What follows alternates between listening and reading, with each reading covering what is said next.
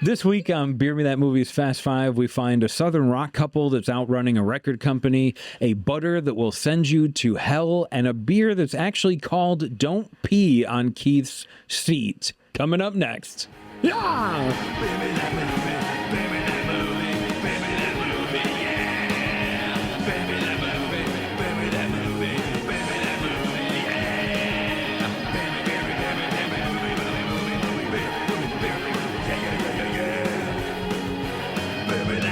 What's up, Shed family, and welcome back to Beer Me That Movie. I'm John, and the guy who somehow convinced you this podcast was a good idea. With me, as always, is the man who once pitched a rom-com starring two dogs to an empty room, Harrison Hickok. Hey, folks. Buckle up, because today's episode is going to be like shotgunning a beer while riding a roller coaster. It's Fast Five time. We are diving into the deep, dark abyss of Untapped, finding the most absurd beer names our friends could possibly think of and turning them into blockbuster movies on the spot. That's right. 5 beers, 5 movie pitches, and absolutely no preparation, because who needs a plan when you've got imagination and beer, right? That's right. So pour yourself something strong, kick back, and get ready to witness the magic of two grown men making stuff up as they go. John, are you ready to unleash the madness? Oh, I think you know I am. Let's see how deep this rabbit hole is going to go tonight. But first, 2 important notes. Okay. Number 1, we never run advertisements on this podcast because they're fucking horrible reminders that you need to buy stuff to be happy. Buy beer. Subscribe to this podcast for the cheapest form of happy available in the world. Yes. And number 2, our very own Harrison was interviewed by what some people would call celebrities to prove that we're famous. Here's a clip from that. We're going to do another show, right? Yeah, right. Yes, right. Look who it is. Oh, my God. Another stranger. Wow. Look at this. Cat Stevens. It's got like a studio. Wow. Hi. Hi. Wow. What do you mean, Harlan, wow? I'm excited. Sure. So, right. I mean, I wanted to come join you guys today to talk about a couple things. Do you play guitar? I do. Oh, can you play us a lick? Play us a lick, you dirty, hairy creep. Come on, grab that axe. For me. Grab that hot axe. Oh, man. Bring it over. Harlan, you're going to make me do this. Oh, here we go. Here we go. Here we go. Cat Stevens in concert. Here, go ahead. Go ahead and lick. Is that Charlie Brown's teacher? Well, all we could hear was rap, rap, rap, rap, rap, rap, rap. Is that all you're hearing? Rap, rap, Is that all you're rap, hearing? rap, rap.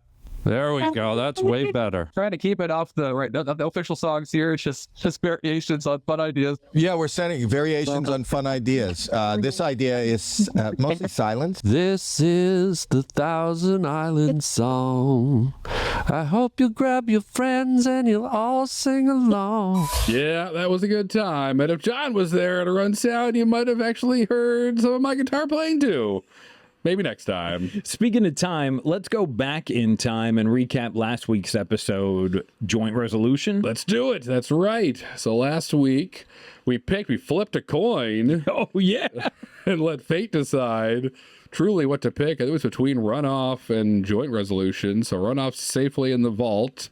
Joint Resolution from DC Brow was our feature movie last week. So we got back into the all too comfy, strangely warm rom-com pool. It's warm from the pee. That's right. If you follow me, it'll be warm. And had a lot of fun. I enjoyed the heck out of this one. It was very smooth. But do you have any initial thoughts, John? I have a few but nothing crazy, but I want to hear. Oh, I got a couple. Okay. I think it should have been a movie about a bull. Right. I can't wait to hear your thoughts on Ferdinand and bird law or farm law. I'm glad we got to bring that in. I had a lot of fun.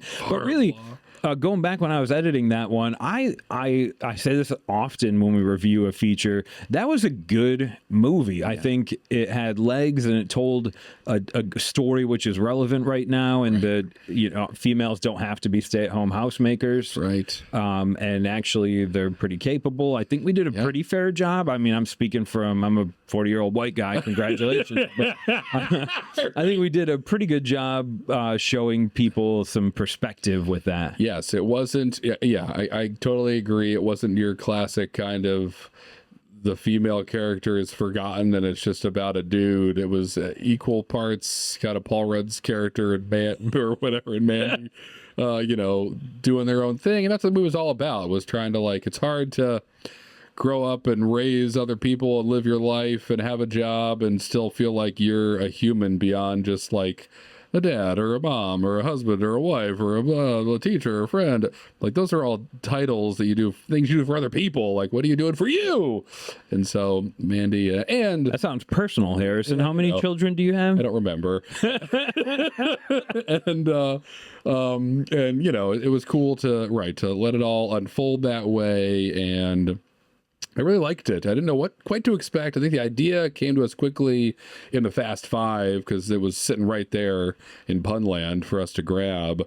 But as it evolved and really became Paul Rudd's movie, even though Brad was the original human, I think. It was maybe the first time we really lost a main character's name halfway through the film. Transformed straight to Paul Rudd. Became Paul Rudd. It's the power of Paul Rudd. But that was great. That was a lot of fun. Ferdinand was a happy surprise to happen in the middle there that I think added a touch of something fun to it. But yeah, overall, it's just a lighthearted movie. We don't need to dive deep into the many levels of joint resolution. I think it was what it was, and hopefully you guys enjoyed it.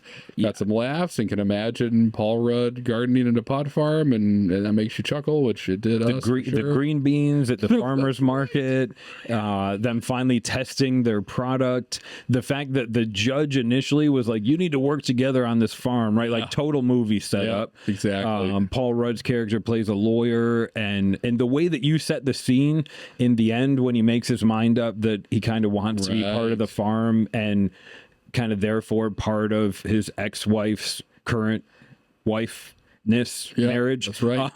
But the way that you set the scene where the main Tursky lawyer from Tursky and Rudd is in the courtroom and the judge is like, where's your co-counsel? And he's like, we can go without him. I thought that was such a beautiful cinematic scene. Yes, I love it. Stealing from all kinds of other better movies, but that's what we do here. Just a modge podge of fun stuff we all like. I think any artist would lay claim that there's no real original ideas anymore. We just take things we like and we put our own spin on it, experience on it. Yeah, that's it. That's right. That's what we do. We're gonna do it 5 times tonight, at least. Probably. Some ultimatums in there. Ooh, you never know. We're not even on the Fast Five. We're about to in a second jump into the Fast I need Five, something to help me get there, though. We do. We need some fuel for this this Land Cruiser, this whatever cool hip name for a car is that I can say nowadays. Pontiac Sunfire.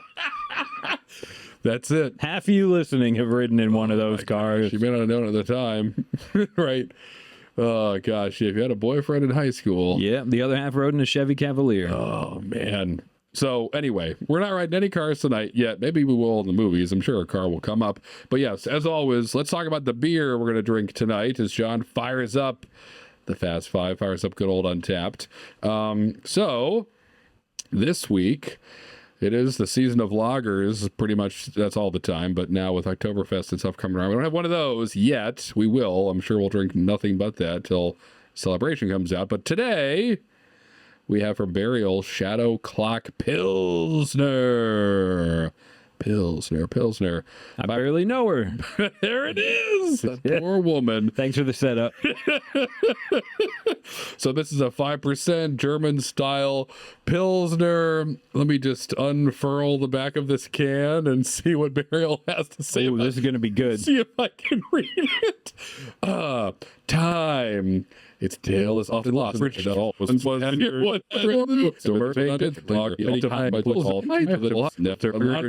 You can keep your palate clean and revel in your beverage.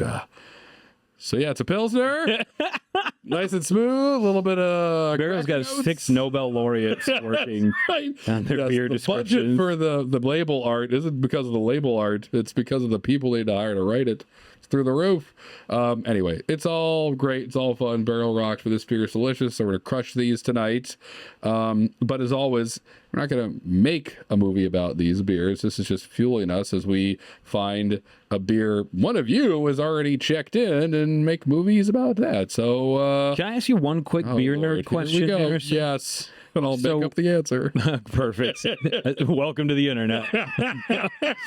So, Pilsner, you said lager. Is a Pilsner a lager or is a Pilsner an ale? Pilsner's a lager, baby. Every time. Every if I time. say lager, I like lagers. I could just say I like Pilsners, and that would be Well, you could. It's a kind of lager. Yes. It's more, I guess. an actual.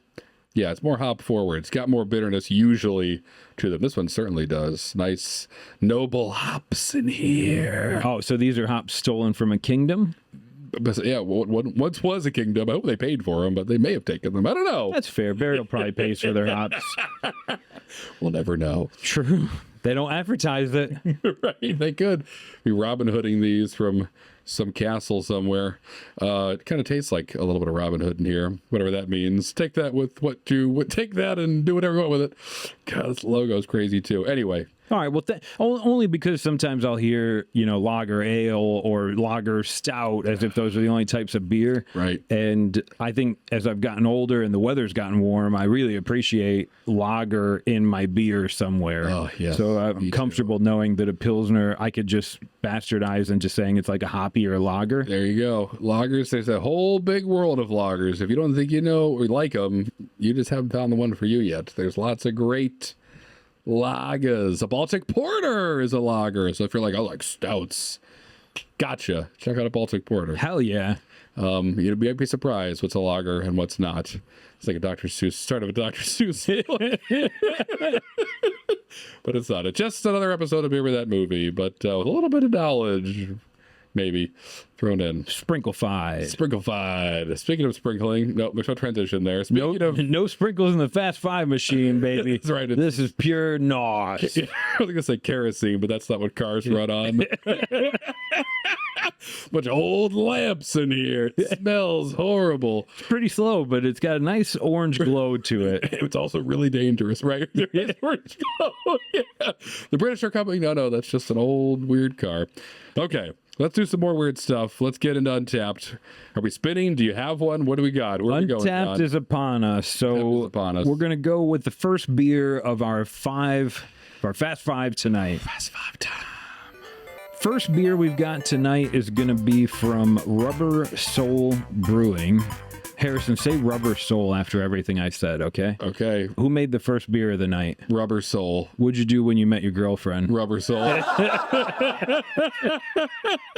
Okay. Soul touch. This beer is checked in from Kurt, and the beer is called The Next Level. Ooh, the next level. Not this level, but it's like waiting in line at the DMV. Right. Sorry, you got to go back around and go upstairs to the next level. You don't have the form. Right. What form? You got to wait in that line to get the form. Right. Endless forms and checking box. So I think the obvious thing or whatever, something that popped right away was like a video game. But what if, here we go, what if life is the video game? And like, obviously there's tons of theologies, of philosophies around what happens after you die. But of course, nobody knows.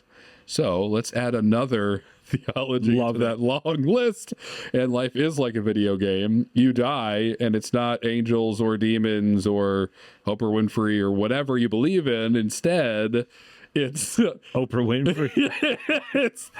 it's just with open arms. You get a beetle. You get a love bug. You get a house in the Hamptons. Thank you, Oprah.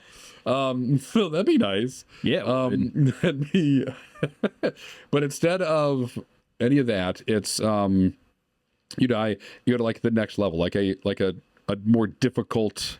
Ooh, yep. level. A harder Earth. Perfect. Earth 2, maybe even Earth 7. Maybe we've all made it. Electric Boogaloo. Right. Maybe we're all on the next level, but this is the next level. So Okay. it follows our protagonist. He or she dies and, hits by a bus or whatever. And right in the beginning of the movie.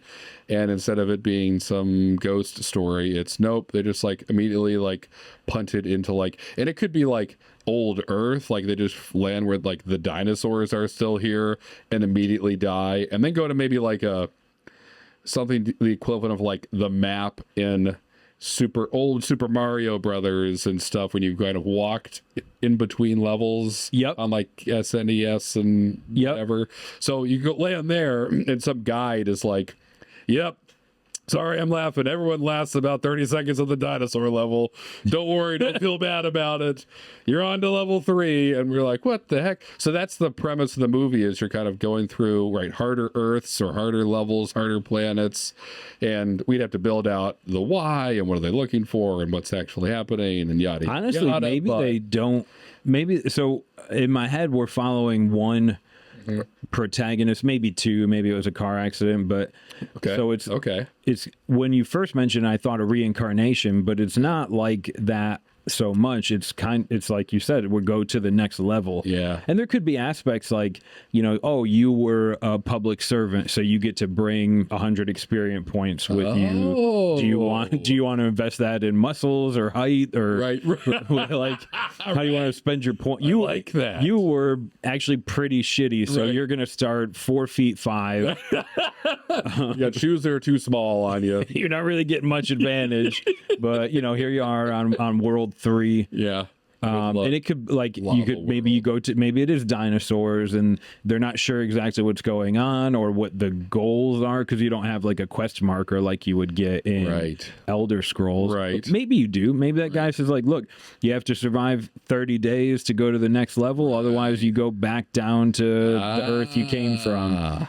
Well, how do we finish the game? No, I don't know. Right. I'm stuck here. Right, exactly right. I'm just an AI. I was really bad on Earth 1. I am just here. I'm stuck forever. I can't play the game. That could be fun. And then we'd end up jailbreaking that guy out and free him as well. I like that. That could go so many different ways. It could be very philosophical. It could be very like fun and almost like the newer Jumanji movies where those are entertaining but ridiculous, and you just keep leveling up through the story. I like that. I like that idea. We can sit that right there. Just to give it a couple legs, let's see if we can do this, Harrison. Okay. Let's see if we can get 3 levels. So I like your first one. It's Earth, but you're in dinosaur land. Earth. You can breathe the air. Like the goal in this Earth is you have to make it 30 days. Yep. You might have a little advantage or a little disadvantage. What's a good idea for level 2? Well, the obvious stuff is things like the elements, like a lava planet, or like you just drop to the ocean full of sharks, and we don't even need to know what time period that's happening in. You're just in a shark-filled ocean. But instead of that, what if it's something like really difficult? Let's not go too dark, but you're stuck in like like you show up and you're a child in like a market in a country or everyone's speaking a language you don't understand. You don't know how to get around, and your like goal is to like find a parent or something and get out of this level. So it's like you have to work on your personability skills or something. It's less slash and grab and more like, all right, I gotta weasel my way out of this. I gotta think my way out of this problem. It could be something like that. It could be sharks in lava planet. I like touching on different virtues, which brings me back to the 4th dose. Like in this planet, you have to find a way to make yourself adoptable. You could probably do it through deceit, or you might have a chance doing it, just like being an adoptable, like being the cutest puppy in the store in the pound. Right. You can literally start and like you come to and like you're holding an apple in your hand, and an angry apple salesperson in the market's like, did you take that apple? And you have to decide immediately, like, am I running? Yes. Am I throwing it in his face? Am I saying, I'm sorry I took your apple? Like, and then it sends you on like this virtuous path. That's kind of the points to the idea that keeps coming back to me about this movie, where it could be very much like that. And there's that short story called, I think it's called The Egg. Do you remember that? Great. Where you basically have to live every living thing's life. Right. So like that's what's behind the curtain on planet Earth is that everyone you ever meet is just you reincarnated or in another life or whatever, and also everyone who's ever existed is just like a giant experiment for you to basically just learn empathy and whatever, which birth basically is, but yeah, something like that where you're living different people's lives, because that could be a level like you become the person that you picked on in high school or whatever, and like you become the person that picked on you. Sure, yeah, something like that. Ooh, become one of the thousands of ants that you've killed in your life. That level, those levels are pretty quick moving, not a lot of load time. Under the magnifying glass, just getting lasered in half with all your million friends. Yeah, that could be something. I think The Egg's a beautiful story if you've never read it or seen any of the many short films that were, but I can't think of a proper production that's done something like that. And what a story to tell, right? Like even that sort of disabled person that got in your way, that slowed down the bus and you were late for work. One day you'll be that person. You'll be like, damn, maybe I was maybe I could have just embraced my neighbor. That's right. That's right. A lot to learn there. I like that. Next level will take you to the next level. And made by Rubber Soul, which is kind of like the developer of this game system. The Rubber Soul just keeps bouncing back. It does keep bouncing back again and again. It's also a good first date move. That's right. All right, I like that one, Harrison. Next level. Let's hope we remember this when we get to the recap. We're going on to beer number 2. Let's do it. For our second beer this week, we're falling onto a beer from Bissell Brothers. I think this is the first time we've had. I think you're right. Them in a Fast Five. Sick. Nice to see them down here. Also from Kurt. Yes. Kurt's having a great night. So this beer is called The Substance. Okay. Yeah, The The Substance. The sub. It's when you stand like a sub in the substance. The substance, low to the ground. Very Paul Abdul. A hot dog. Okay. So this, my first thought, I'm borrowing from a few different favorite kind of horror genre things. But the way I'll set this up and then poke holes, ask questions, change it. But there's a couple married, going on 30 years. Poorer, working class people. Yep. And she's going to prepare a meal for the family. Okay. And she's very conscious about her budget. She goes to the grocery store. She comes home. She's unpacking her groceries. And in the grocery bag, she sees this really fancy box. And on the box, it just said, maybe it's like, it says butter. Okay. And she's immediately like raw, like, oh my God, did I just buy like a $20 butter? Right. I'm on a $20 a week meal budget here. Right. Ooh. So she checks the receipt, and thank God, this must be a mistake from the grocery store. This butter isn't on the receipt. So, okay. When in Rome, she opens it up and she sees this substance, and it's kind of like, it smells like really rich. Like as soon as she opens the box, the whole kitchen is polluted with this like very rich umami, earthy butter smell. She's like, great, I know, I'm just going to use this to make dinner. And she reaches in to grab some of it to test it. And as soon as she reaches in to test it, she is sort of transported. And we'll reveal this film is going to be about a Lovecraftian character who goes by Hastur, who's the king in yellow. Ooh. And he's super creepy, and he pollutes your mind, and he's a generally like, think Cthulhu, but maybe even worse. Whoa.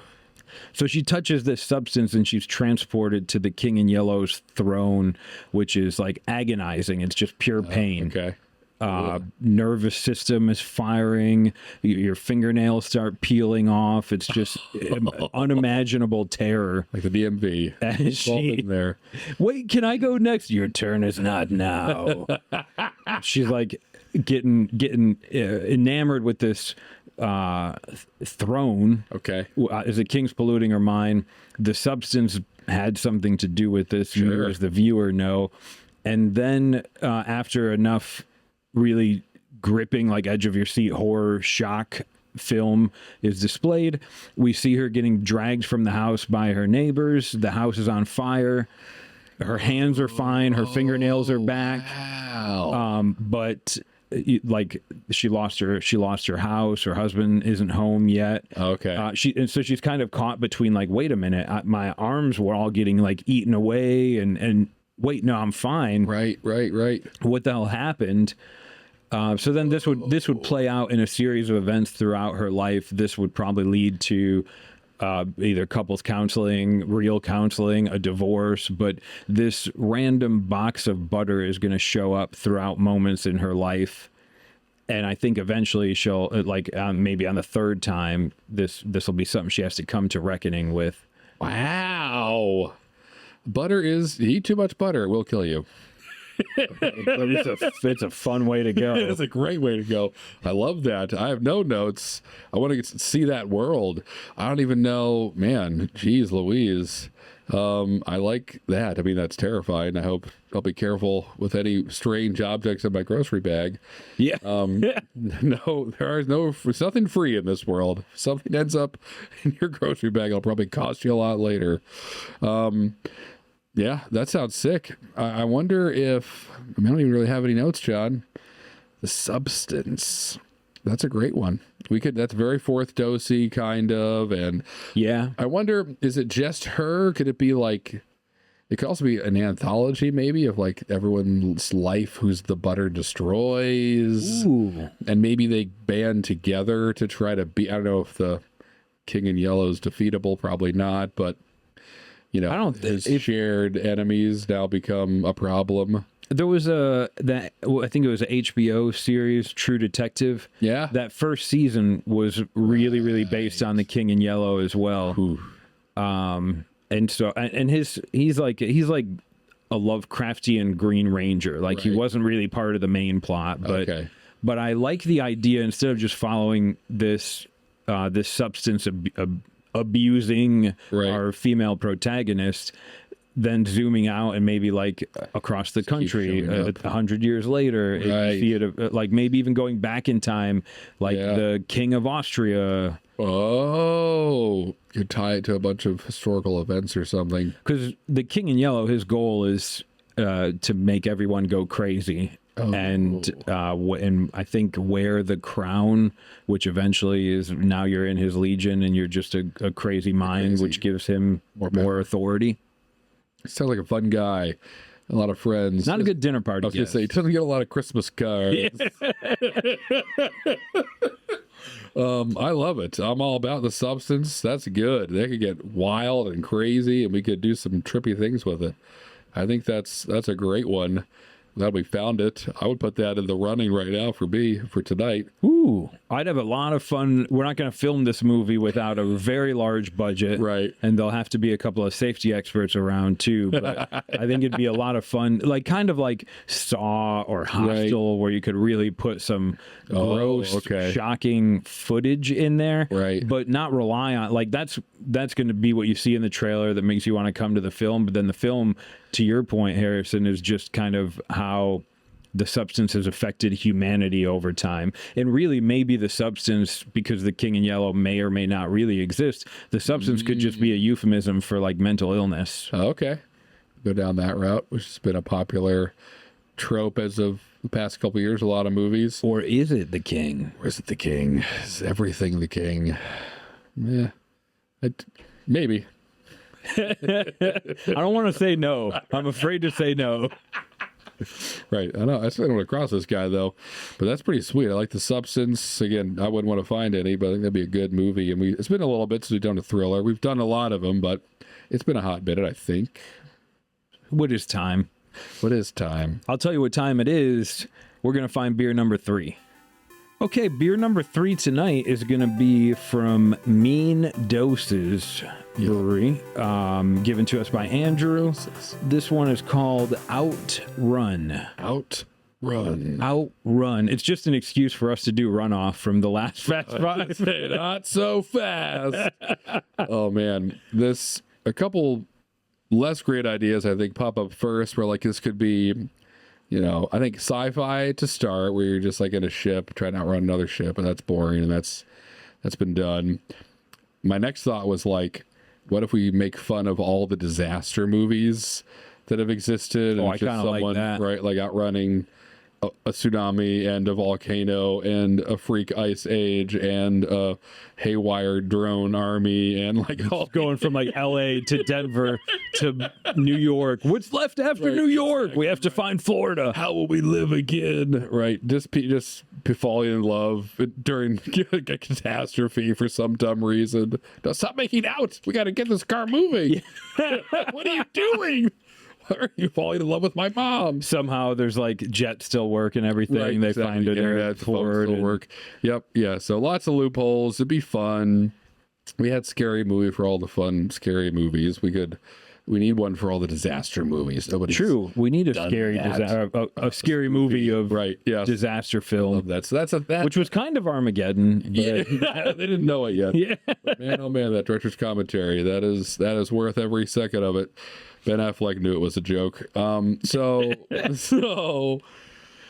But I think maybe a better movie would be something like, and help me make this into a movie, John, because as always, I come with about 13% of the work done. So how about it's a woman escaping from a captor in the woods, and the whole movie is like almost a one shot of her like outrunning this creepy dude who you had me at her. one shot. Yep. But just no backstory, no exposition, just woman chained to a bed. Clearly she's been working on sawing out of her handcuffs or sawing through the bed frame or whatever, and she's got a half inch left to go and frantically clawing through it and breaks it and is out the door. And like that's how the movie starts. We'll throw there's scratches on the walls, there's blood in the hamper, there's a creepy, you get enough of stuff. You get enough of a creepy cabin, right? You don't want to be in this cabin. Clearly, she doesn't want to be handcuffed to this bed, right? Yeah. Covered in mud. This wasn't like a pay by the hour situation. This wasn't let's spark up our sex life. Right, exactly right. This wasn't 50th anniversary. Let's try something new. Doesn't want to be here. And escapes, and has to navigate his booby-trapped woods, escape from him. She's obviously had a potato, and that's it for however long she's been captured. So she's not in a great shape to be running anywhere. But there are all kinds of things could happen to this woman as she tries. We just watch her escape, but you're immediately rooting for her. But even though you don't really know much, effectively, this is the way my brain works. Yeah. She could be the bad guy. There you go. My wife would be like, "Shut up." Love that. So I really love the idea of doing this in one shot or a long shot. When you watch those films where there's just no cuts. So it's maybe it's an hour and a half movie, but it's an hour and a half of this person's life. It's not like you get backstory, right? Yep. It's just no jump cuts, nothing. All 90 minutes of film, really hard to do. Yeah. And so we open up, maybe this guy's sitting down eating dinner, fancy dinner, nice cabin. Then the camera trails down through the hallway and down into the basement or into the back room where you see this girl shackled up. Yep. And so to really introduce the fact that he's a villain, as we see, maybe we go back and we see that he's eating a human pinky. Ooh. And then we see that this female is missing a pinky. And that allows her to slide through the cuffs. So that's how she gets out. And immediately we know this dude is a super evil, and that we're rooting for this girl to get out because he's going to continue eating her because now he's a cannibal. So she escapes, and it almost now is becoming like a survival like she's not a woodsman, but you don't know. Maybe she was a Girl Scout or whatever, or it was a hiker. You don't know. Who knows? She could have enough. I think she probably does have enough skill to escape from just her life before she was captured and losing her pinky and stuff. And she could even stumble upon a town, and the audience is like, "Oh, she made it!" And she goes up the first person, and they're like, "Oh, yeah, of course. Stay in our, you can hide here. And then you quickly realize she gets in the room and they lock the door on her. Like, Yeah, from the outside. Like, you see that door lock from the outside, and you're like, "Oh shit! Oh, shit. You need to get out, sweetie. You need to get out again." right. You just hear this creepy woman going, "We got her," on the phone to Evil Bill or whatever his cool name will be. Evil Bill, great. Hey Bill, we got one of your long pigs. Everyone calls him Evil Bill. Oh, he was the police chief. Yeah, so She tries to get out. The door's locked. She's like, "Oh my god, are you kidding me? Right. Maybe it's Bars for my on the safety." window. Bars on the window. Damn it! Now I need to get out again. But that would be like a cool thing. Like she like looks in the closet and there's like a scrawling there from maybe another woman who escaped, who like wrote how she got out, that says, like push the bed against the door and lift up the, like you can get under the floorboard here, Like and a crude drawing. get into the HVAC or whatever. Like Yep. she's found out some way to escape, but she didn't quite make it out herself. She died before she could finish lifting the floorboards up or whatever. I like where this kind of like there's going to be a scene where he does recapture her. Oh yeah. And then we're coming back and it's pretty doom and gloom. Somehow she finds a way out through some Girl Scout like deadfall stick trap or something that she'd made earlier or whatever. Right. Yeah. And then at the end, I think the question that makes me want to think about this as a possible feature is, does she make it out? No. Or does she not? And I think does she not wraps the film up a little bit better. Could. Because if she makes it out, who cares? We don't know anything about her life or her story. But if she doesn't, now all I know is I really wish she would have got out, and I hate Evil Bill.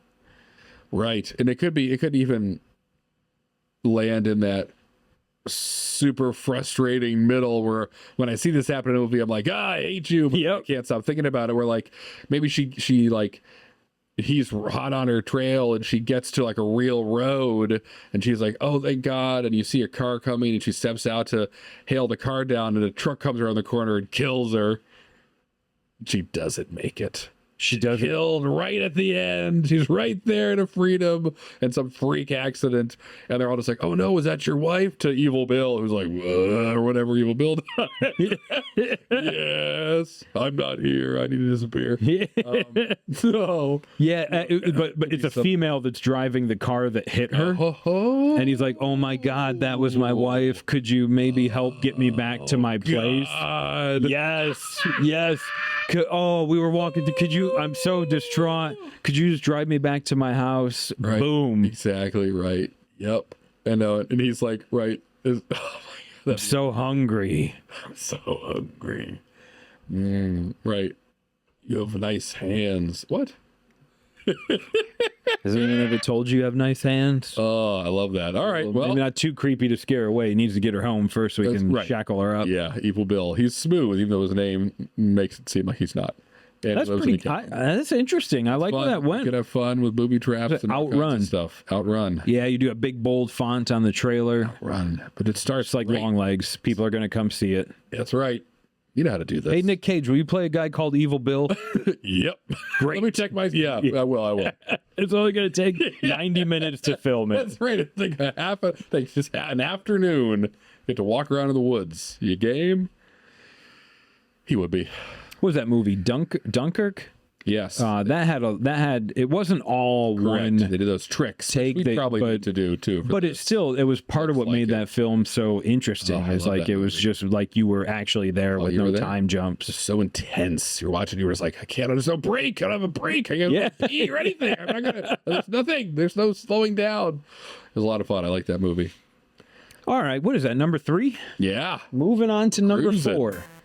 So for number 4, we're going to do this beer from Barrel of Monks Brewing, which is a fun picture to get in your head. Given to us, checked in by Chris. This beer is called 3 Fates. 3 Fates, aha. Which is accurate. I believe there were and perhaps still are 3. That's right. Sisters? Yeah, 3 sisters, that's right, in charge of all of our destinies, if you believe Greek mythology. Yes, the 3 Fates. So that's their job. This one is gonna be hard with Yeah. We're talking about destiny or fate. And we're talking about established Greek mythology again. Damn you, brewers. Yeah, right. A lot of that, a lot of intense, heavy thoughts tonight. But that's okay. In breweries in general. Man, this could go so many different ways, but I think I agree with you off the bat. It might be too much, but let's see. So, in order to make it a movie, and obviously something interesting has to happen. So forever, these three fates are spinning kind of yarn or string or whatever for everyone's life, and they get to decide their magical scissors when someone dies. That's what they're doing forever. Super boring job, but also pretty important. Like so many others, right? That's right. I mean, you're making biscuits at a fast food restaurant. Oh my gosh. You're cutting thread of someone's life. That's at right. the end of the day, how different are Right. they? Essentially, your feet hurt the same. So I love those biscuits. That can contribute to shortening your fate line, though, so be careful. True. True. They're paying attention to that up there. So something has to happen to these three sisters that's never happened before. Yeah, that makes sense. You know? like they get a cat or Right. they get into a little tiff between the three of them. Okay. How many times do you know three sisters that have hung out Right. for the existence of humanity and never had a Right. spat? That's all they're doing is fighting. So it's one long fight. And so the way they work, just kind of mechanically, one of them weaves the Right, threads like of fate spinning, yep. together, and the other one distributes it and says, like, all right, John gets this diabetes thread, Harrison gets a great laugh thread, everyone's even, Right. and then the other one's like, you're done, and they cut. Right. That's kind of their... That's it. That's when you die. Okay, so an interesting thing that happens to them, which is they're probably like, I imagine them living like in a fortress of solitude. Like even They have to. the Greek gods couldn't really go call and say, hey, could you hook my son up? Like they're pretty isolated. Yes, they are. So maybe it's something that happens like with they get a weird thread, or they get like maybe it's a weird thread. Maybe one of the threads is made out of copper. Okay. No, well, that'd be... Right. They'd be like, Keep what are you going. doing, Clotho? You fucked this one up. With extra money, we can sell this. Just keep going. Keep I weaving it. pulled this out of a cat converter. Keep weaving it. I know a guy. When's the last time you had wine? I'm trying to take care of us. Exactly. I want electricity in here. We've had candles for 9,000 years. I'm bored. Right. It could be funny. A funny three sisters bored of being. Well, there's that. So here's one. There's that fun movie. Well, I think it's fun. It's kind of long, called Meet Joe Black, but it's based off a play called Death Takes a Holiday, where Death is just like, no, I'm going to go see what it's like to be a human, and goes and does that. It could be something like that, where they're like, to hell with this. I'm tired of deciding everyone's future. We're going to Jacksonville, Florida. Of course, Duval. For a long weekend. I've only been to Jacksonville once, but I love the city's camaraderie. Right. And it could be a funny like a comedy where it's just three women having a blast all weekend. But of course, like, what does that mean when everyone's fates are kind of suspended? People are getting away with things they shouldn't, and the interactions they have with people are probably like funny, and maybe they are accidentally, just by speaking things into existence, changing people's lives forever. Like they're not realizing. That'd be a Power good early scene. Like they go to a little coffee shop, and one of them is like, "These pastries are exquisite. You should go to France." And then like the barista's like, "You know what? I have always wanted to go to France. Right. Yes, I will." Like people Just start walk out, right? It removes some people's inhibitions. Yeah. Like they go, the fates take vacation, Yes. and the veil comes up that like a lot of us are just living in a rat race to die in a rat race. That's right. Exactly right. You're just paying taxes so you can die, and they can tax you because you did that.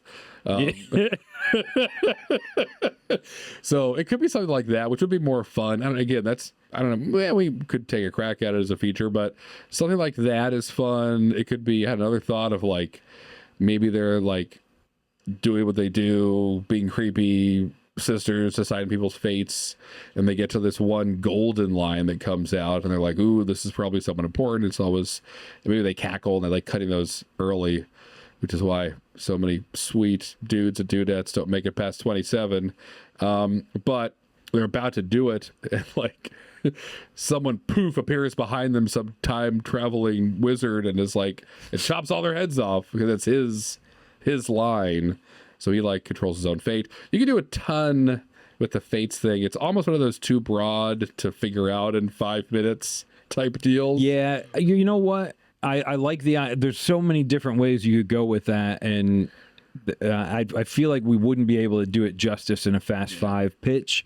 I'm glad we riffed on it, but and it's still going to count. It will. That's our fourth beer. Yeah. But I feel like this one has a low chance of making it into this week's feature But film. it'll be one of those ones I keep thinking about and maybe bring up again and again, because eventually I want to figure out what this. I like more and more of the funny. I'm seeing like Bette Midler is one of them for. And maybe Roseanne Barr. Oh my God. Yes, the three fates to it. And I don't know who the third one could be. Gosh, their mortal form could be whatever they wanted it to be, I guess. Oh wow, Bette Midler and Roseanne, and I can't think of the.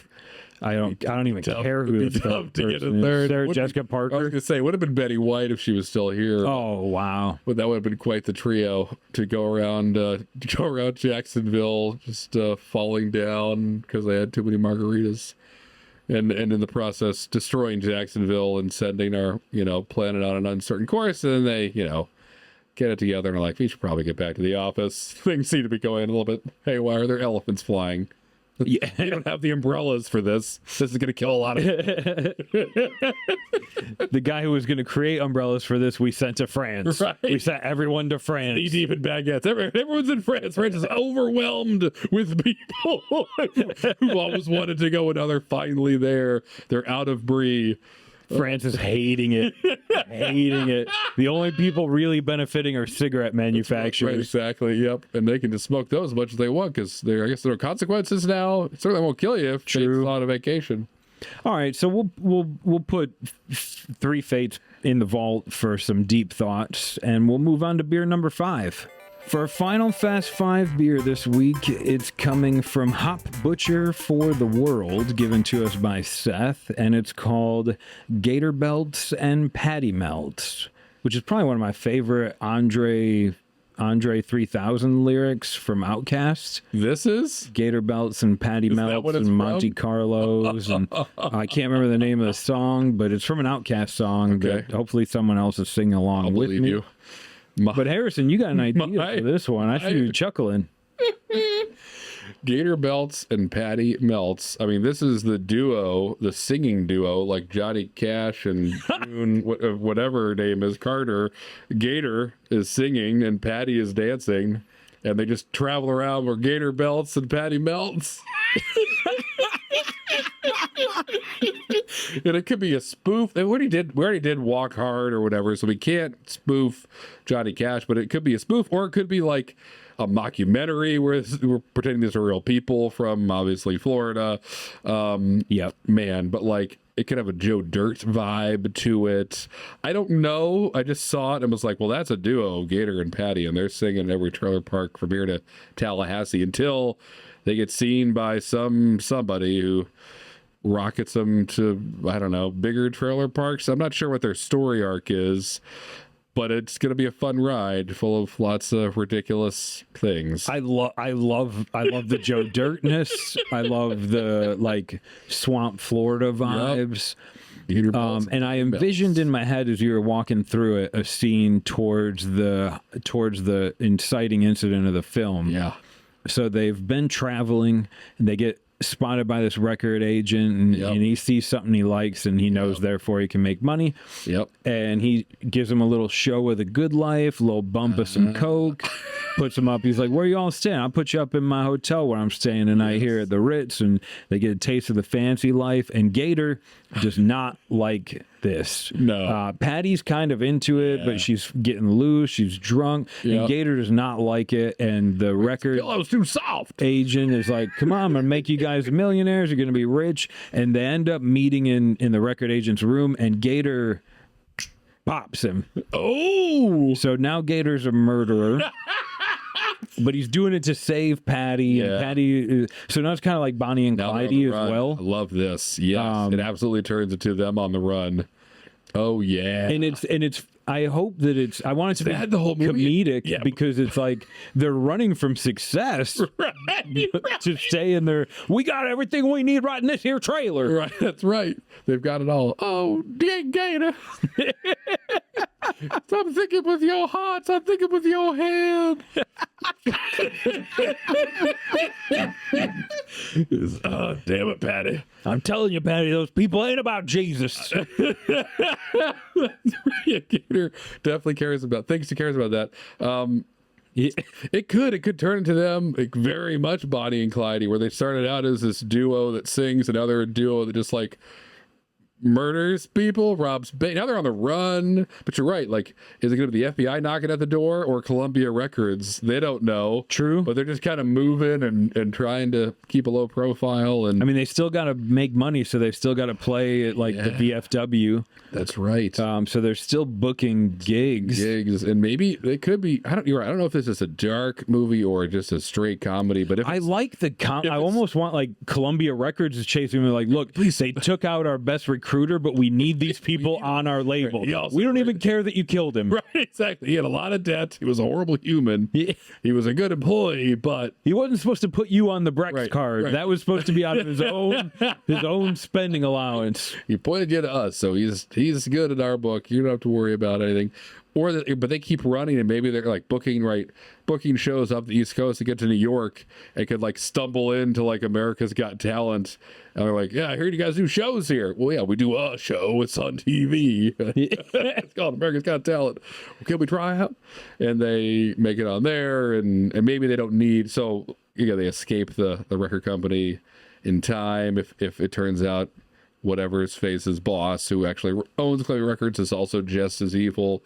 We could do a lot with that, but they really only like Terry Crews. Right, they trust him. Gator's Tara. like, look, Tara. I'll be on your record label. That's not how the show works, right. Gator. You got to win the show. Right. I'm telling you right now, when I win this show, me and Patty will be on your record label. Right. You'll be happiest man alive. Don't let that Simon steal anything Look from at Patty. you. Patty, melt him. We've been training for it. Terry Crews, Patty. Do it. Look at that drop. Terry, look at my wife.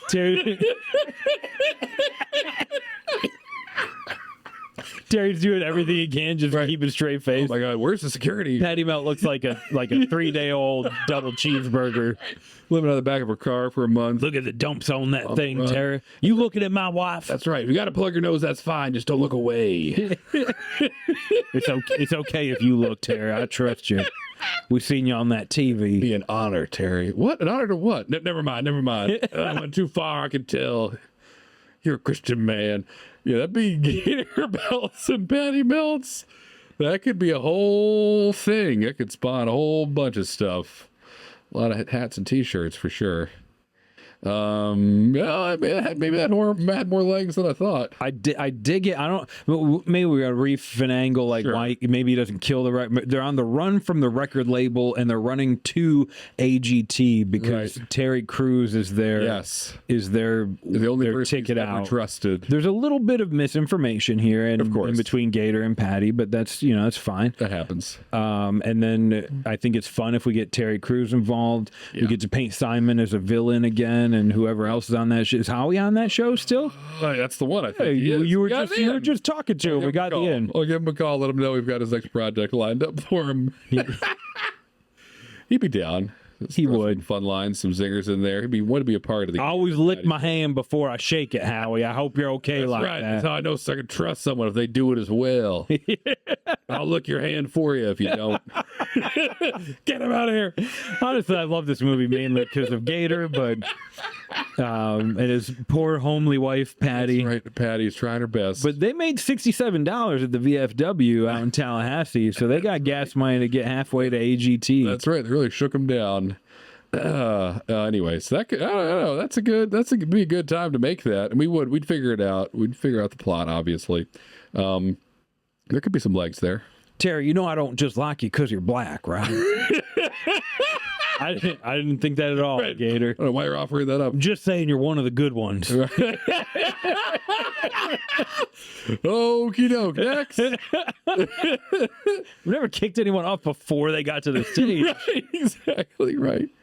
Oh my gosh. So that's 5 beers, some fun, some really, really dark. Let's try, and this is my favorite part of the show where we try and name them all. And I think I got them. I got them. Good. So we got Gator Belts and Patty Melts. Yep. 3 Fates. Yes. Outrun. Yes. I think that was the next one. Next Level. Nice. And there's that one in between, the Substance. Ooh. Boom. First time. Yeah, I took mushrooms today. I got a memory. I ate mushrooms. I ate with myself. portobello. I'm tripping my balls off. Huge portobello mushrooms. The size of your head. All right, cool. So now we get to do what we love and oftentimes ends up becoming the movie of the night. We have to do our ultimatum. How many do you want to do? How many do you want to take out of our first 5? Oh boy, do that already? This is how I think we did it in the last Fast 5. We kind of narrowed down anyone that wasn't a possibility, and then we ultimatumed. Okay. Yeah, Mel. So 3 Fates is out. Yeah, That's too hard. It doesn't have to be a hard podcast, okay? We're just getting rid of 3 Fates because that's going to be hard work. That's right. And the Substance I love, but I don't know if it might be just as difficult to do. Yeah, I love that movie. I love that idea, but it was an idea that I stole from a lot of inspiration from the King in Yellow and kind of his MO. And I know you're not as King in Yellow as I am. Okay. So we could vault that one and save it. I don't want it to go away. And that's just, what was the first? And we still have Next Level. Next Level is wide. Which was kind of like the Substance, but uplifting instead of really just terrible. So I want to hold on to Next Level. Okay. I want to hold on to Gator Belts and Patty Melts. Yeah, me too. That's just surprised me. Right. Sometimes that's how they go. That's it. And then there's that third one, which now I've forgotten. Next Level, Substance. 3 Fates is already gone. Outrun. I think might be my top right now, although Gator Belts and Patty Melts is right there. Can we get rid of one more? Ooh. Okay, we'll save all 3. And we'll do 2 ultimatum to round this out and finally come to a conclusion. All right. Here we go. 2 more beers. For our first ultimatum beer, it's coming to us from Twin Span Brewing, given to us from Tyler, and it's called Twin Sister. Ooh. Twin Sister, which is probably what your Pornhub history looks like. Yeah. Like, yeah, double the fun. Double mint gum. They never went there in their advertising. They got close. They walked you to the door. What's that next scene? When all these twins meet in the warehouse, what happens? Casting call for twin girls, drop their 19 pants. to 20 years old. The old guys? Got money on the old guys. So, Twin Sister. Obviously, there have been a fair amount of twin movies out there that have been done in the past that are fun and funny, and Parent Trap comes to mind. Maybe there are others. There were 2 Parent Traps. There's at least 2 movies about twins. At least. And then there's a movie called Twins about not twins, but... Great. Well, they could have been twins that don't look You're alike, right. which they don't get any credit, but... You're right. You got all the good stuff, and I got the shit that was left over. Danny DeVito. Amazing. A national treasure. But where I went with this one... It's a little bit different, and this has kind of been done before, but essentially it's, let's say, some girl in high school having a rough time, socially awkward, getting into goofy, embarrassing situations, wants an out. So through happenstance, watching The Parent Trap, something sparks that in her head of like, wait, what if I invent that I have a twin that we just discovered, a long lost twin, and I go to school as her and she's everything I'm not. And so obviously it starts out great, but then we all see where this is going. She has to she's just sucking a pickles with the cool girls now, sitting at the cool table at lunch, not eating food and texting or whatever kids do these days. Probably not texting. Yeah, that's true. Cool kid stuff. Snapchatting. TikTok dancing. Yeah. And happy as can be, but of course she's not herself and has to come to terms with who am I, and her old friends who did actually like her, she's left that friend group behind, and there could be it's, again, this is not the most original of ideas, but it'd be a fun story and we could make it funny. And I think there's a good bow we can put on this. Yeah. She creates a new identity, like her fun twin sister that wears a leather jacket and got a tattoo or whatever. Marlboro Reds. She creates the cool kid that all of us nerds were afraid to actually become. Right. But through the proxy of her created twin sister, it's easy. She shows, oh yeah, I'm Janice. Mary's homeschooling today. Maybe not Janice. She's extra sick all the time and covered in boogers. She's home sick. Maybe did she have to tell her teachers? What's that conversation look like? Right. But towards the end, towards graduation, she has to kind of decide which person does she want to be. And honestly, now that I think through this, Harrison, why don't more of us do this? Make up that you're a twin. Yeah, I mean, most of the people I meet at my job, I only see once or twice. You're right. Why don't I just be like, you know what? I'm not John today. I'm Tim. And Tim's cool. Did you see that football game I saw the other day? Go Penn State, am I right, bro?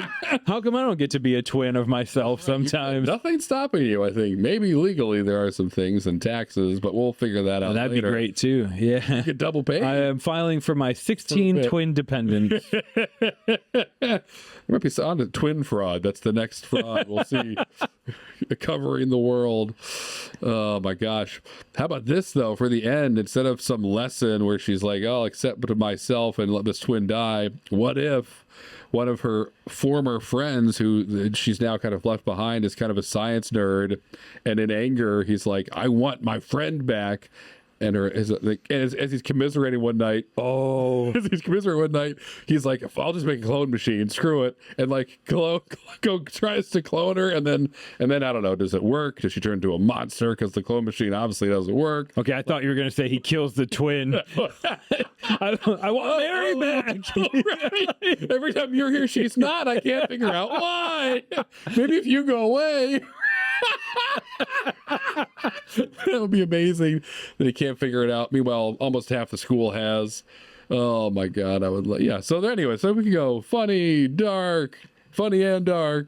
Lots of ways to think it, or we could learn a lesson and Mary / maybe Janice comes out every once in a while still on the weekends. There's room in Mary's life for both Janice and Mary. True. And as a lesson to you, there might be room in your life for you and Cool Tim. That's right. Add Cool Tim to your payroll. Let's see what happens. Next time you're out of town, right? Maybe Tim comes back. Go to the bar and get a stout instead of your IPA. Tim drinks stouts. And gets hammered. Give me a whiskey float too. I like single malt scotch and ice cream. Tim, you're pretty ballsy. I'm just winging it, bro. This is a $95 ice cream float, Tim. Well, Tim's got to go. Put it on Tim's room number. Which I'll get you later. It's an extra benefit to the twin fraud. Twin sister, thanks everyone. We're going on to our second and final ultimatum of the night. Woo. Let's see what Untapped's got for us. And for our last beer of the week, you just can't scroll past this one.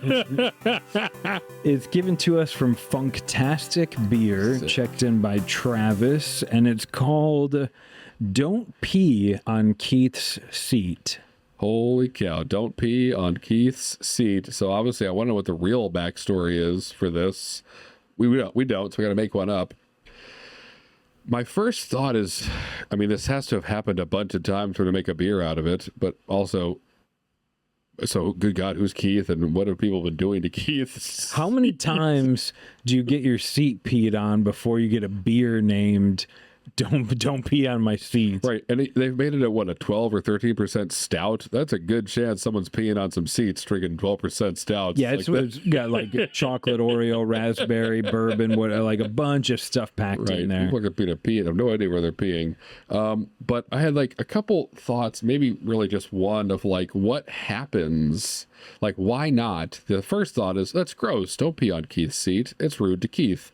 What if, like, peeing on Keith's seat, if he touches human pee, he, like, turns into the Hulk. He goes into a blackout rage and tries to eat everybody. Like, is there a danger to peeing on Keith's seat that we could make into a movie?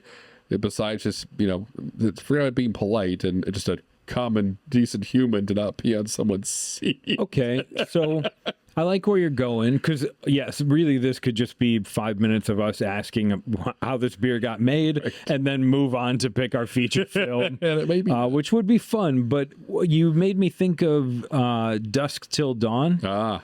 And so they end up at a bar, and then the bar ends up filling up with these weird vampires, like when the sun goes down or whatever. So maybe it doesn't have to be vampires, but maybe just something happens in this tap room.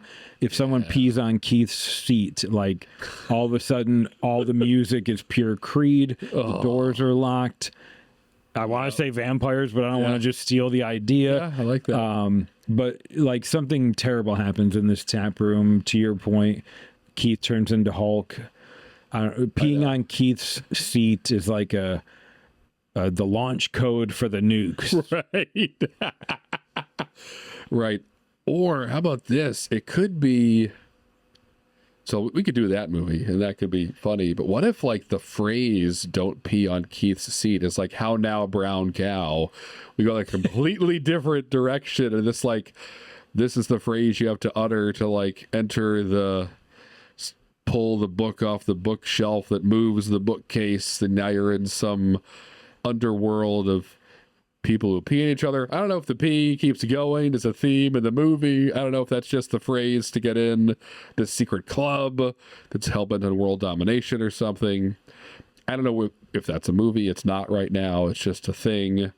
But it could also be, to pivot, the "Don't pee on Keith's seat" could be just like something you say and something happens, like a Manchurian Candidate thing. I like "Pee on Keith's seat," and then he turns into...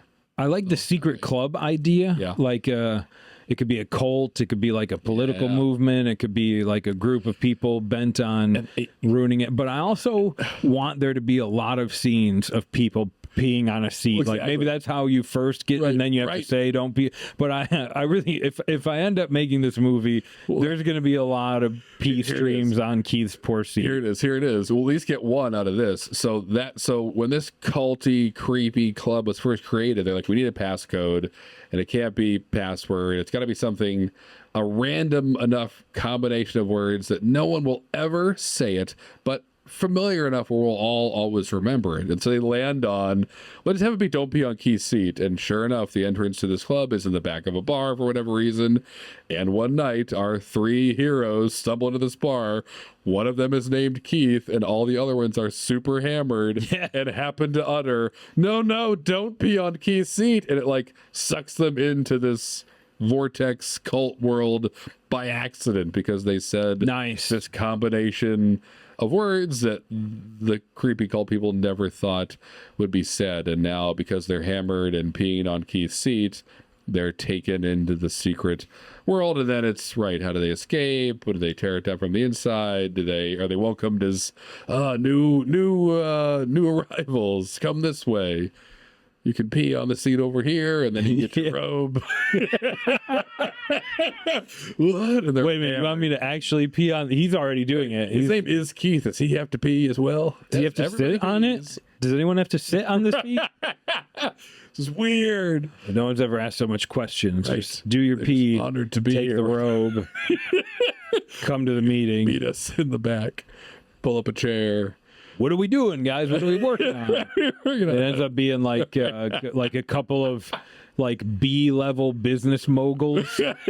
Like, oh yeah, his cousin started Temu. He kind of does the shipping. That's why they always are wrapped in plastic bags. That was his idea. That was his idea. He's helping us out a lot with international shipping for the. What's the goal of this cult here? What are we building? An empire. What kind of empire? Well, let's talk to Bob. He used to own the largest Little Caesars chain in the Midwest. Yeah. Now down to 2 stores. We're taking back pizza from those fuckers at Domino's. That's where it all begins. It's not now, Todd. Not now. The bigger plan. We'll talk about that and the pizza stuff later when everybody's gone. I know you want The big plan is Domino's. They're gonna fall. They can't do a Brooklyn crust right. They know it. You know, yes, our pizza was mostly bread, but people love the Little Caesar guy. Pizza. Oh man. So yeah. Anyway, that could be fun, funny, goofy, but don't pee on Keith's seat.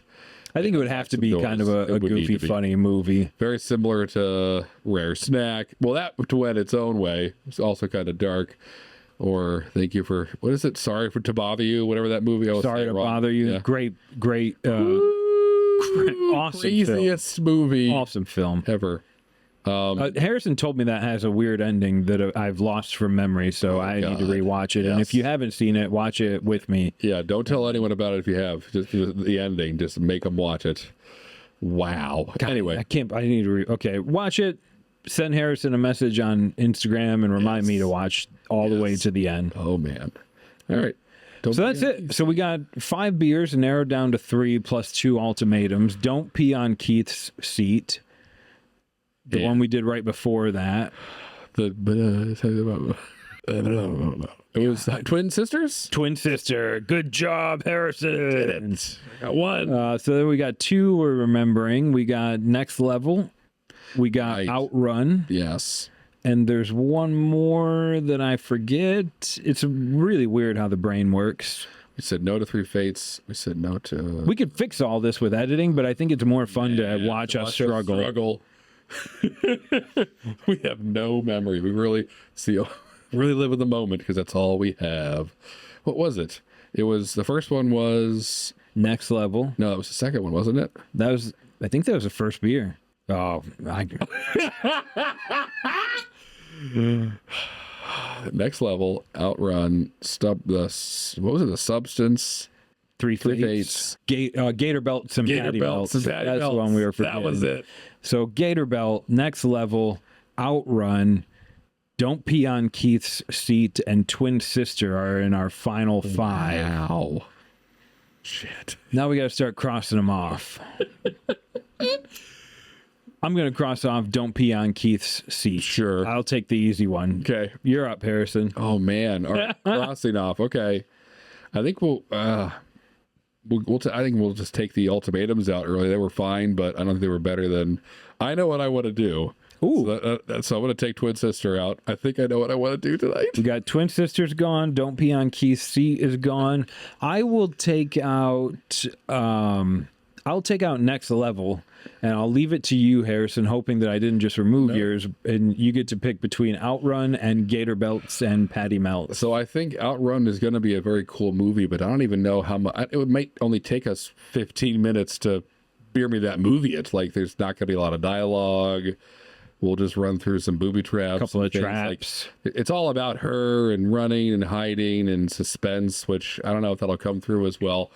I think we're going down to Tallahassee and we're going to see the origin story of Gator Belts and Patty Belts. I am pretty excited.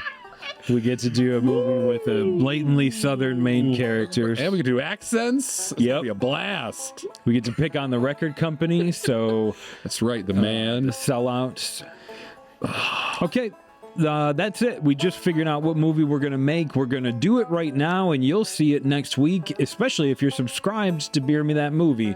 So take a second and do that, and if you have already, thank you. We'll see you in a week. Till then, Oh yeah. Peace. punch. Give me your lunch, including your Gator Belts.